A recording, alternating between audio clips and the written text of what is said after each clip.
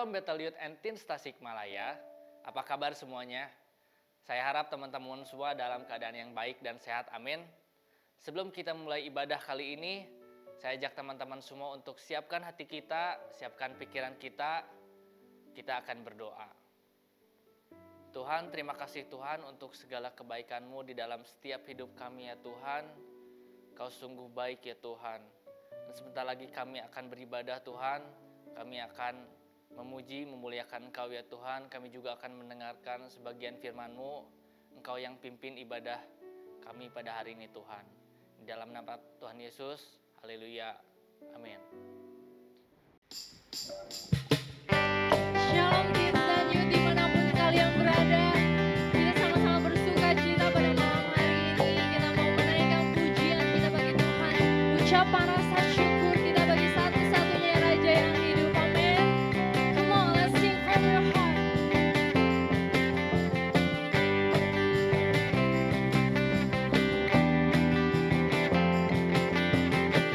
Diberi kuasa dan raja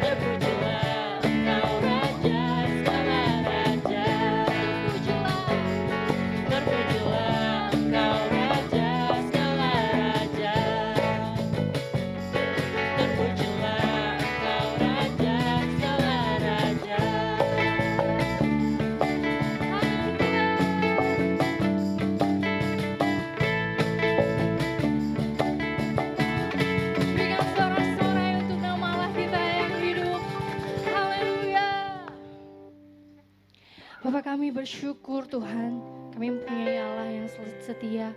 Meskipun saat kami tidak setia, tapi Kau tetap ada di sana Bapa.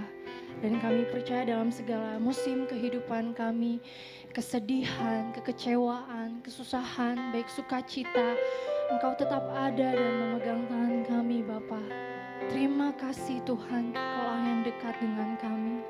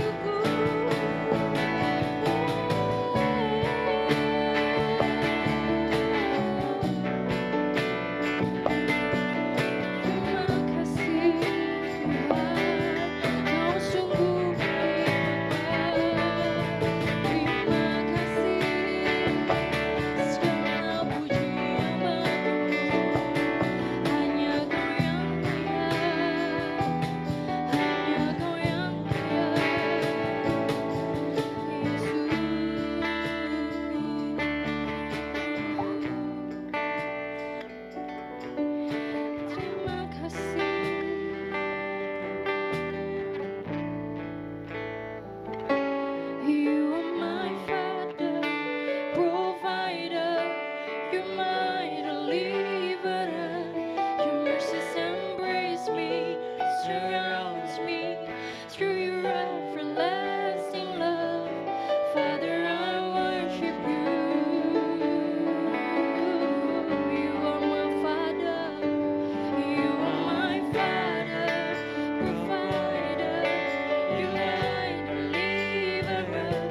Your mercies embrace me, surrounds me through your everlasting love. Father, I worship you. You are my Father, provider. You're my deliverer.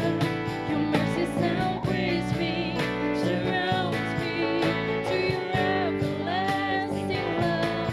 Father, I worship you. Oh, you are my Father. You are my Father, provider. Amen. You're my everything, Jesus. Surrounds me to your everlasting love. Father, I worship you.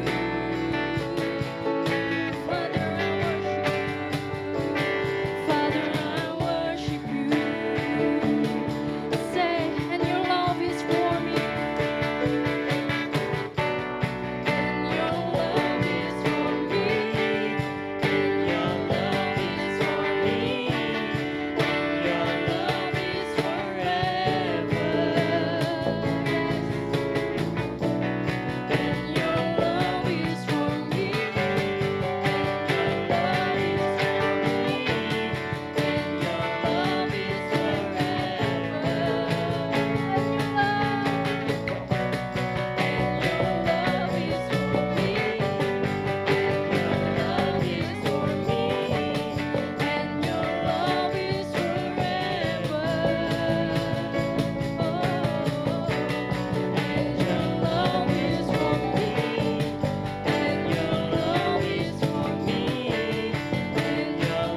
is forever. You are my Father, provider. You're my deliverer. Your mercies embrace me, surrounds me through your everlasting love. Father, I worship you.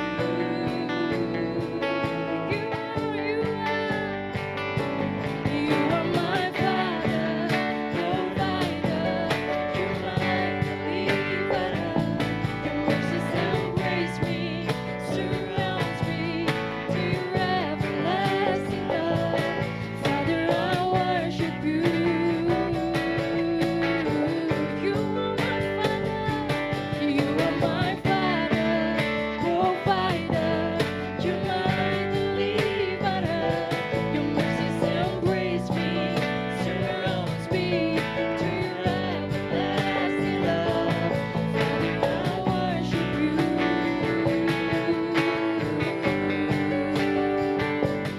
Father, I worship you.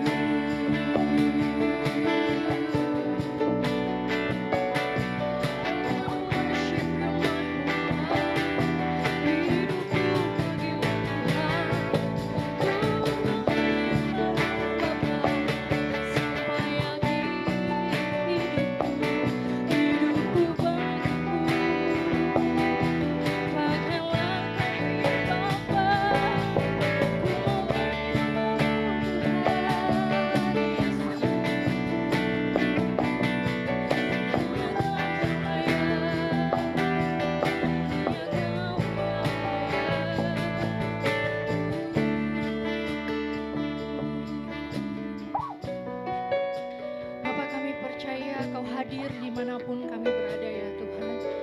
Kau Allah yang omnipresence, Kau maha kuasa.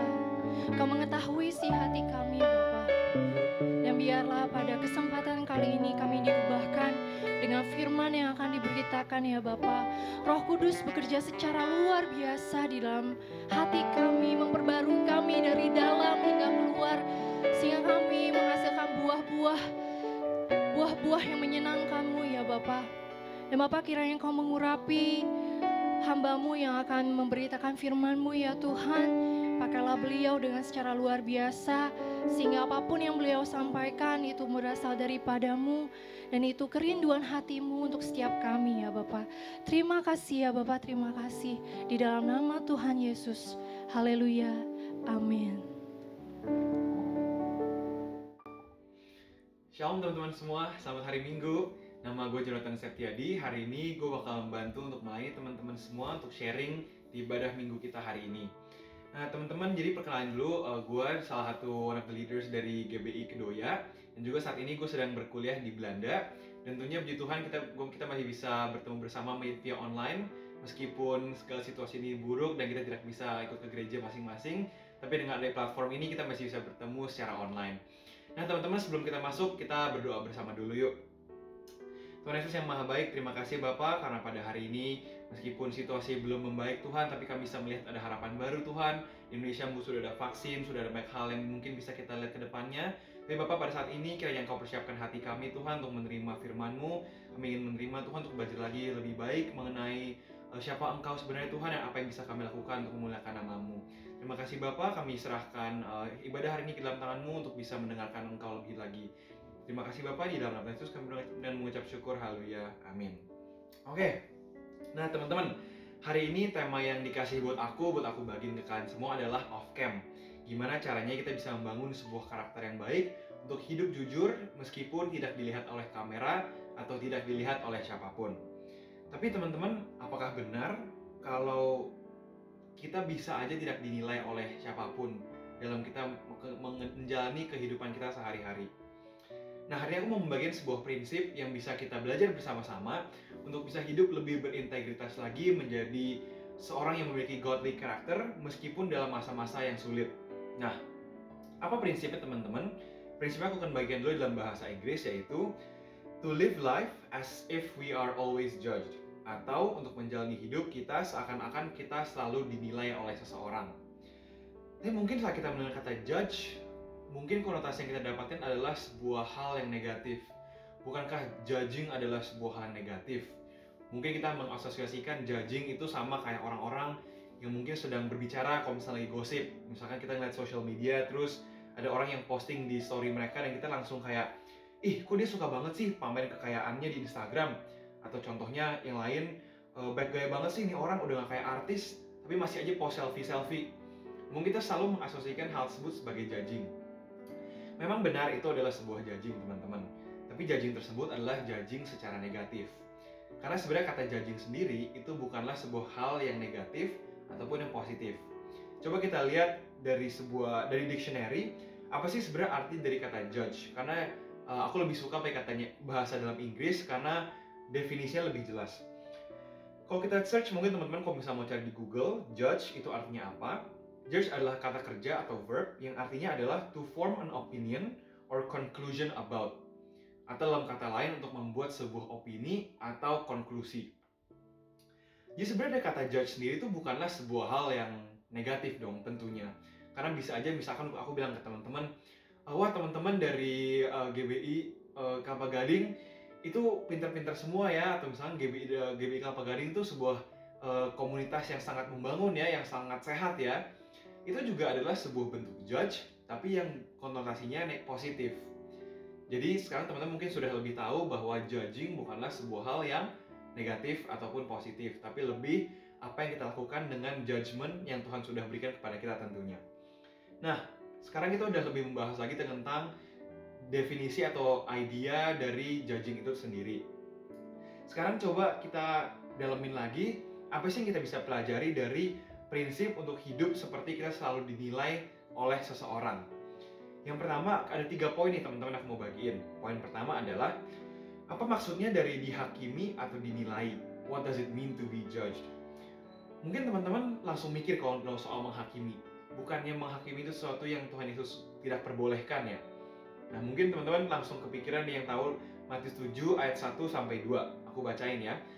Jangan kamu menghakimi supaya kamu tidak dihakimi. Karena dengan penghakiman yang kamu pakai untuk menghakimi, kamu akan dihakimi dan ukuran yang kamu pakai untuk mengukur akan diukurkan kepadamu. Atau aku lebih suka dalam bahasa Inggrisnya, in Matthew 7 verse 1-2, Do not judge or you too will be judged. For in the same way you judge others, you will be judged. And with the measure you use, it will be measured to you. Nah teman-teman, mungkin beberapa dari teman-teman udah tahu bahwa ini adalah salah satu ayat yang sering banget disalahartikan atau bahkan disalahgunakan dalam kehidupan kita sehari-hari. Mungkin kalau di dalam Western society, they use this verse untuk melindungi diri mereka kalau mereka ngerasa mereka sedang dinilai oleh orang lain. Contohnya saat kita misalkan sedang memberitahu seorang teman bahwa perbuatan mereka itu salah. Mungkin mereka yang tahu kita orang Kristen bisa langsung pakai kata-kata, "Hey, you shouldn't judge me because in the Matthew 7 verse 1 till 2 it says do not judge." Atau mungkin mereka bilang kayak lu nggak boleh menghakimi gue karena apapun yang gue lakuin itu bukan masalah lu. Which is true, but also not the right way to use this verse. Kenapa? Karena kalau teman-teman baca lagi di Matius 7 ayat 1 sampai 2, setelah kata-kata jangan kamu menghakimi supaya kamu tidak dihakimi, ada kelanjutan dari ayat tersebut, yaitu karena dengan penghakiman yang kamu pakai untuk menghakimi, kamu akan dihakimi dan ukuran yang kamu pakai untuk mengukur akan diukurkan kepadamu. Jadi maksudnya apa? Maksudnya adalah teman-teman, kita adalah manusia yang ukuran penghakiman kita tuh sangat terbatas dibandingkan dengan ukuran penghakiman yang Tuhan kasih. Kalau misalkan kita menghakimi atau menilai orang lain sesuai penghakiman kita sendiri, maka tentunya belum tentu penghakiman tersebut akan menjadi sebuah penilaian yang benar. Karena apabila penilaian kita salah pada orang lain dan ukuran kita pakai dikembalikan untuk diri kita sendiri, maka tentunya penghakiman kita akan menjadi sia-sia dan kita akan dihakimi oleh sebuah ukuran yang juga sia-sia. Maksudnya gimana? Aku coba kasih contoh dia. Tentu kita sini semua lagi sekolah dong teman-teman, kita semua punya guru kan. Sekarang teman-teman bayangin kita lagi ujian matematika. Terus ujian matematika itu susah, mungkin tentang aljabar atau mungkin tentang kuadrat-kuadratan yang mungkin beberapa dari teman-teman susah. Mungkin ada teman-teman juga yang suka matematika mungkin gampang. Tapi intinya bayangkan teman-teman punya guru yang pintar banget dalam matematika. Terus teman-teman dikasih sebuah ujian dan teman-teman harus ngerjain ujian tersebut. Nah, teman-teman bayangin ujian tersebut itu susah banget. Dari 10 nomor, teman-teman bisa ngerjain 3 nomor dan 7 nomor teman-teman ngerjain tapi nggak yakin sebenarnya bener atau salah. Akhirnya teman-teman kumpulin ujian tersebut ke guru kalian dan akhirnya guru kalian nilai. Tentunya guru kita yang lebih tahu jawaban dari ujian tersebut, yang bikin soal dari ujian tersebut, tentu tahu bagaimana cara menilai ujian tersebut dengan baik. Jadi dengan kita memberikan ujian kita kepada guru kita, dia akan menilai dengan ukuran yang tepat. Tapi bayangin teman-teman kalau ujian kita kasih ke teman kita yang mungkin juga lebih nggak tahu jawabannya, terus dia disuruh menilai hasil dari ujian pekerjaan kita. Tentunya dia belum tentu bisa menilai dengan ukuran yang tepat, karena dia bukan pembuat soal dan dia juga tidak tahu kunci jawabannya apa. Sama seperti saat kita menghakimi orang lain dengan ukuran kita sendiri. Tentu kita diciptakan oleh seorang Tuhan, jadi saat kita menghakimi orang lain yang kita adalah ciptaannya, kita nggak punya ukuran atau pikiran yang Tuhan punya saat ia menilai diri kita sendiri. Jadi mungkin sekarang teman-teman lebih sadar dan juga aku bisa lebih sadar juga bahwa saat aku menghakimi orang lain dengan penilaian aku sendiri, mungkin itu tentunya bukan sebuah hal yang memuliakan nama Tuhan, karena Tuhan tahu yang terbaik bagaimana cara kita menilai orang lain. Itu yang pertama teman-teman. Poin yang kedua adalah siapa yang seharusnya menghakimi atau menilai kita? Karena pertanyaannya menurut aku bukanlah apakah kita akan dinilai atau dihakimi, tapi siapa yang akan menghakimi atau menilai kita.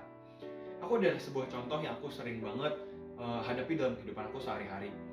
Saat aku lagi berorganisasi atau mungkin aku saat lagi menjalani kehidupan aku di sekolah, aku sering banget dapat kritik ataupun saran yang diberikan kepada aku tapi secara personal, lebih ke kepribadian aku masing-masing. Dan saat aku dinilai oleh orang lain, aku punya dua pilihan untuk mendengarkan penilaian tersebut atau tidak mendengarkan penilaian tersebut. Tapi ada sebuah hal yang menurut aku lebih penting lagi, yaitu adalah aku harus tahu siapa sebenarnya orang yang sedang menilai aku. Kalau misalkan orang yang sedang menilai aku itu tim aku dalam organisasi aku, tentu aku bisa lebih lagi percaya karena dia yang langsung melihat aku dalam kehidupan aku sehari-hari. Tapi teman-teman bayangin kalau misalnya ada orang yang aku nggak kenal tiba-tiba datang ke aku dan memberikan penilaian kepada aku. Dibilang kayak, oh mungkin Jonathan pekerjaan kamu kurang bagus karena kamu begini. Tapi dia nggak tahu aku itu siapa dan bahkan dia juga nggak tahu pekerjaan aku itu seperti apa. Nah teman-teman sekarang bayangin siapa orang atau siapa sosok yang selalu bisa mengenal dan melihat teman-teman dalam kehidupan teman-teman sehari-hari. Apakah itu orang tua teman-teman? Apakah itu temannya teman-teman sendiri? Atau mungkin sahabat dekat teman-teman? Pasti teman-teman punya waktu sendiri dalam kehidupan sehari-hari. Nggak mungkin dong kalian sama orang tua kalian 24 jam sehari. Mungkin teman-teman tahu siapa sosok yang selalu melihat dan menilai kita dalam kehidupan kita sehari-hari. Ayo kita coba baca bersama-sama Amsal 15 ayat 3. Mata Tuhan ada di segala tempat, mengawasi orang jahat dan orang baik. Itu artinya Tuhan selalu mengawasi kita dimanapun kita berada, dan Ia selalu melihat segala perbuatan dan itikat yang kita punya juga. Jadi yang kita perlu sadari adalah Tuhan selalu melihat dan menilai segala perbuatan dan juga isi hati kita. Dan di sini yang perlu kita sadari adalah siapa sih sebenarnya sosok yang sedang menilai kita yang kita sebut Tuhan?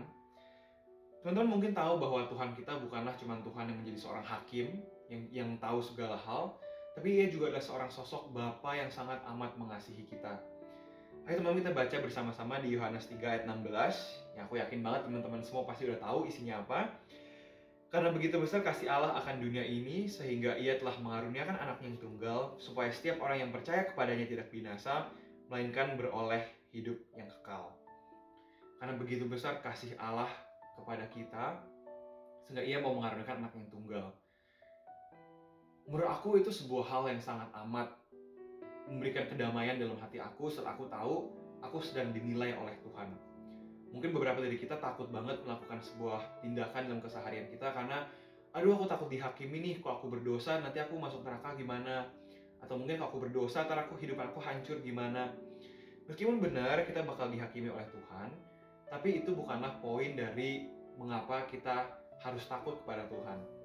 Justru harus takut kepada Tuhan, kayak takutlah kepada Tuhan, itu karena kita nggak mau nyakitin seorang Tuhan, hati seorang Bapa yang sangat amat mengasihi kita. Kalau misalnya teman-teman sayang sama orang tua kalian, kalian takut nggak nyakitin perasaan orang tua kalian? Kalau aku sih pasti takut banget buat bikin orang tua aku nangis, misalkan contohnya. Dan dengan itu aku berusaha sebaik mungkin untuk bisa menjaga diri aku biar orang tua aku tuh bisa tetap senang dan bahkan bisa bangga sama diri aku apa adanya. Dan itulah mungkin sama juga dengan layaknya Tuhan ke kita, Dia juga mau yang terbaik buat kita karena Dia begitu mengasihi kita. Maka dengan itu kita tahu perbuatan-perbuatan yang kita lakukan dengan kita hidup jujur dan tahu bahwa Tuhan selalu melihat kita, itu adalah dengan tujuan bahwa kita selalu ingin membuat hati Tuhan berkenan karena kita begitu sayang kepada seorang Bapa yang begitu mengasihi kita kembali. Dan poin ketiga yang perlu kita sadari tahu juga adalah bagaimana kita dinilai oleh Bapa kita sendiri. Mungkin teman-teman udah kepikiran, gimana sih Tuhan menilai kita? Apakah sama seperti kita menilai orang lain? Tentunya tidak. Ayo kita baca teman-teman di 1 Samuel 16 ayat 7. Tetapi berfirmanlah Tuhan kepada Samuel, janganlah pandang parasnya atau perawakannya yang tinggi, sebab aku telah menolaknya. Bukan yang dilihat manusia, yang dilihat Allah. Manusia melihat apa yang ada di depan mata, tetapi Tuhan melihat hati. Ini sebuah ayat yang menurut aku sangat amat membuka mata dan juga pikiran aku pas pertama kali aku bacanya. Karena kita sebagai manusia gampang banget buat menilai orang dengan apa yang kita lihat. Tentunya karena kita adalah seorang manusia yang memiliki kemampuan yang terbatas. Tapi di saat kita bisa mengenali apa yang sebenarnya Tuhan benar-benar inginkan, apa yang sebenarnya Tuhan lihat, maka kita juga tahu apa yang sebenarnya bisa kita lakukan untuk benar-benar berkenan kepada Allah. Ada 3 poin kecil yang aku bawa bagiin dari poin ketiga ini. Di saat Tuhan melihat hati atau our intentions and motivation. The first thing adalah why, tujuan dari perbuatan dan tindakan kita. Yang kedua adalah apa yang kita pikirkan dan rasakan dalam tindakan kita. Dan ketiga adalah untuk siapa kita melakukan perbuatan tersebut. Aku ulangin lagi. Yang pertama adalah tujuan dari perbuatan dan tindakan kita. Yang kedua, apa yang kita pikirkan dan rasakan dalam tindakan kita. Dan yang ketiga adalah untuk siapa kita melakukan perbuatan tersebut. Kalau teman-teman sadarin, 3 hal tersebut merupakan sebuah hal yang lebih bersangkutan dengan apa yang ada di dalam kita dan bukan apa yang keluar dari dalam kita. Karena saat kita melihat apa yang kelihatan dari mata, tentu kita akan melihat apa yang kelihatan di luar. Saat kita mungkin balik lagi melihat sosial media, melihat apa yang terlihat di kamera, lihat orang-orang mungkin influencer-influencer yang mungkin melakukan tindakan-tindakan baik, mereka melakukan donasi, mereka melakukan mungkin perjalanan trip ke sebuah tempat-tempat yang kumuh untuk membantu makanan. Itu sangat mudah buat kita langsung menilai atau menghakimi mereka dengan, oh mereka baik banget, mereka mau berkenan kepada orang-orang yang seperti itu. Tapi apakah kita benar-benar tahu apa isi dari hati mereka? Apakah mereka benar-benar tulus dalam melakukan tindakan-tindakan tersebut? Atau mungkin mereka melakukan itu hanya untuk biar kelihatan bagus aja di depan kamera? Tentu kita tidak tahu. Yang cuma tahu isi hati mereka dan isi hati kita adalah Tuhan kita sendiri. Dan aku yakin banget Tuhan lebih peduli dari apa yang di dalam kita dibanding apa yang keluar dari hati kita. Tapi tentu saja teman-teman, meskipun penting banget untuk menjaga motivasi dan juga intention yang kita punya, apa isi hati kita, tapi tentu saja perbuatan kita juga sama atau bahkan penting juga kalau misalkan tidak dibarengin hati dan juga perbuatan. Karena kita tahu iman tanpa perbuatan adalah sia-sia. Tapi yang aku pengen tekenin di sini adalah bukan perbuatan kita yang paling harus kita perhatikan, tapi motivasi apa yang kita punya saat kita melakukan perbuatan-perbuatan tersebut. Apakah kita melakukan tindakan-tindakan baik itu dengan sebuah hati untuk menyenangkan hati Tuhan, atau kita cuma ingin kelihatan bagus aja di depan mata orang? Apakah kita melakukan tindakan ini untuk mendapat apresiasi dari orang lain, atau kita untuk melakukan tindakan-tindakan tersebut untuk melayani Tuhan agar Bapa kita di surga bisa menjadi lebih senang? Nah teman-teman, aku mau nutup sharing aku pada hari ini dengan sebuah pengalaman cerita pribadi. Jadi tahun 2020 tentu saja merupakan sebuah tahun yang sangat berat untuk kita semua. Tapi aku mau mundur sedikit lagi di tahun 2019. Aku ingat banget di tahun 2019 merupakan sebuah tahun yang buat aku secara pribadi merupakan sebuah tahun yang bisa dibilang sangat baik. Tahun yang dimana aku banyak banget belajar, aku banyak banget bertumbuh, aku bisa melakukan banyak hal yang menurut aku bisa aku sangat banggakan betapa Tuhan begitu berkenan di hidup aku dan aku diberkati banyak banget. Dan akhirnya aku juga beberapa kesempatan untuk beberapa kali membagikan beberapa insight ataupun opini, pendapat kepada teman-teman aku yang sedang membutuhkan bantuan. Dan disitu aku sangat bersyukur karena aku merasa kayak bahwa Tuhan begitu membantu aku untuk memberikan sebuah arahan kepada teman-teman aku bagaimana mereka dapat menjalani kehidupan mereka dan juga melakukan bagaimana mereka menghadapi masalah mereka yang mereka lakukan. Tapi di tahun 2020 teman-teman, justru hal-hal yang terjadi adalah kebalikan dari apa yang aku dapatkan di tahun 2019. Di tahun 2020 justru hal-hal yang aku bagikan pada teman-teman itu diuji cobakan kepada diri aku sendiri. Di tahun 2020 merupakan sebuah hal yang bahkan baik banget, yang kadang aku tahu bahwa mungkin jawabannya sebenarnya seperti ini, tapi saat aku menghadapinya secara pribadi rasanya lebih susah. Baik banget hal-hal yang aku gumuli, bahkan aku banyak banget hal-hal yang juga aku bahkan tidak yakin bahwa aku bisa menghadapinya. Dan banyak banget rasanya tantangan-tantangan yang kadang saat aku dalam berdoa aku bilang Tuhan bahwa I don't even know if I can go through this without Him. Justru teman-teman di situ adalah saat-saat dimana isi hati kita itu diuji. Saat dimana-mana masa-masa sulit, masa-masa kita tidak yakin, masa-masa kita mempertanyakan diri kita sendiri, itu adalah masa-masa dimana Tuhan sedang menguji coba isi dari hati kita. Apakah kita tetap bisa hidup jujur meskipun hal-hal yang sedang terjadi kepada kita bukan merupakan sebuah situasi yang baik? Apakah kita memilih Tuhan untuk percaya kepadanya dibanding dengan ketakutan-ketakutan yang kita miliki? Dan disitu yang aku pelajari adalah bahwa sebenarnya mudah teman-teman saat keadaan itu baik untuk bisa melakukan apa yang berkenan kepada Tuhan. Apalagi saat tidak ada masalah, untuk berbuat kebaikan dan juga menjaga hati merupakan sebuah hal yang aku bisa bilang tantangannya kecil. Tapi justru di saat kehidupan itu berat, di saat banyak banget hal-hal yang kita tidak yakini, yang kita banyak banget yang mungkin now we call it the uncertainty, justru itulah di saat dimana kita harus banget mengandalkan Tuhan dalam kehidupan kita agar kita tetap bisa hidup berintegritas dan menjaga karakter kita yang Tuhan inginkan dalam kehidupan kita sehari-hari.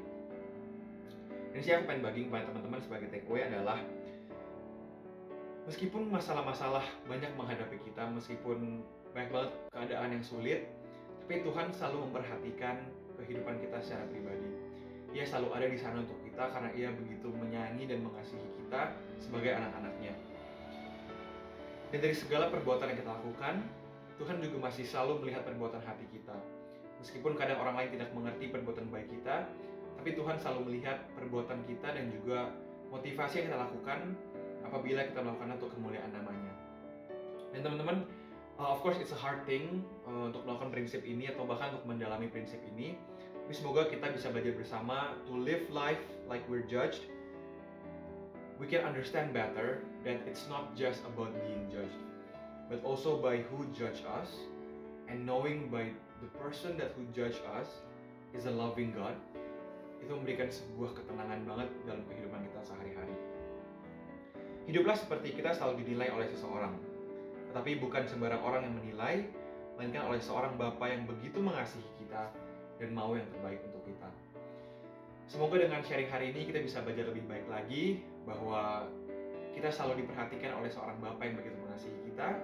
Dan marilah teman-teman, semoga kita bisa menjalani kehidupan kita dengan lebih baik lagi, hidup lebih jujur lagi, dan hidup lebih berintegritas lagi, untuk bisa sama-sama membangun godly character. Terima kasih teman-teman. I wish you a great Sunday. God bless you all. Nah, gimana firman Tuhan yang barusan disampaikan? Sungguh memberkati kita, amin. Coba dong yang terberkati bisa katakan amin, amin, amin di kolom komentar. Haleluya. Kami segenap Bethel Youth and Teens Tasikmalaya mengucapkan terima kasih untuk pelayanannya kepada Ko Jonathan Septiadi yang sudah menyampaikan firman Tuhan pada kali ini. Kiranya Tuhan Yesus memberkati pekerjaan, pelayan, dan keluarganya. Kami juga berterima kasih kepada pelayan-pelayan yang sudah terlibat dalam ibadah ini. Kiranya Tuhan Yesus memberkati. Saya akan menyampaikan pengumuman Bethel Youth and Teens Tasikmalaya minggu ini.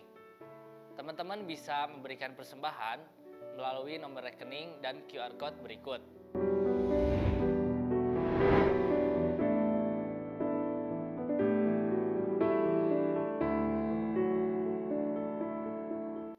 Lalu, untuk teman-teman yang sudah beribadah di Bethel Youth and Teens Tasikmalaya tetapi belum mengikuti komsel, saya dorong teman-teman semua untuk bisa bergabung di dalam komsel yang ada dengan menghubungi kontak-kontak yang ada.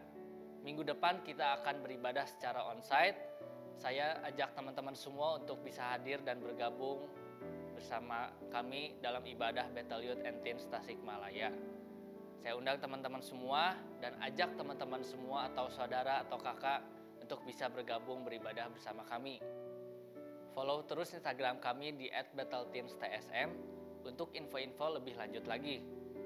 Mari kita akhiri ibadah ini, kita berdoa. Teman-teman semua, mari kita bersatu di dalam doa. Bapa, kami mengucap syukur buat hari ini telah menyertai ibadah kami dari awal sampai akhirnya. Biarlah kiranya ibadah ini boleh memberkati setiap kami. Tuhan, biarlah kebenaran firman-Mu juga boleh menolong kami, mengingatkan kami, untuk kami terus boleh memahami apa yang mau Tuhan lakukan atas hidup kami. Terima kasih Tuhan untuk segala sesuatu yang udah Tuhan kerjakan. Berkati hamba-Mu yang telah menyampaikan kebenaran firman-Mu, pakai mereka lebih lagi dengan hikmat yang luar biasa, pengurapan yang luar biasa. Berkati anak-anak youth teens dimanapun mereka berada saat ini. Tuhan, Engkau menolong hidup mereka, menolong masa muda mereka, studi mereka, sekolah mereka, dimanapun, apapun yang mereka lakukan hari ini. Tuhan, perbuat berhasil dan beruntung.